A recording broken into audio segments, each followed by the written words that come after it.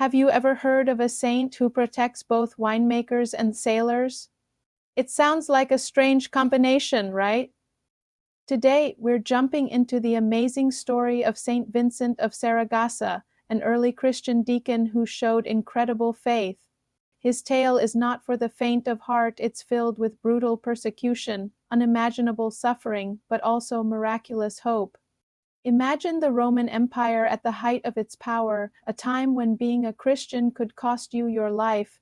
This was the world of Vincent, a young deacon from Spain. When the Emperor Diocletian launched his infamous persecution, Vincent was arrested alongside his bishop, Valerius. While Valerius was exiled, a different, more gruesome fate awaited Vincent. The Roman governor Dacian was determined to break his spirit through sheer cruelty. Vincent was stretched on the rack, his body torn with iron hooks. He was then roasted alive on a gridiron, with salt rubbed into his wounds to intensify the pain. Yet, through it all, witnesses claimed Vincent's courage never wavered. Dacian, enraged and defeated, threw him back into a dark prison cell.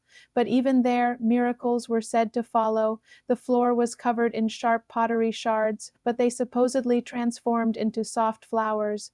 The cell filled with a celestial light, and angels came to comfort him.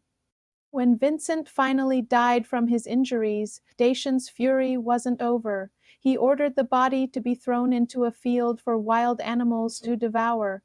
But a raven miraculously appeared and guarded the body, driving away vultures and even a wolf. Frustrated, Dacian then had Vincent's body tied to a heavy millstone and thrown into the sea. But in a final, incredible twist, the body washed ashore, preserved and ready for a proper Christian burial. So, how did this landlocked martyr become the patron of sailors and winemakers? The millstone, a symbol of his final ordeal, became a symbol of protection for those at sea, a plea for Vincent to save them from a similar watery grave. And the instruments of his torture, like the rack and the gridiron, resembled the wine presses used to crush grapes.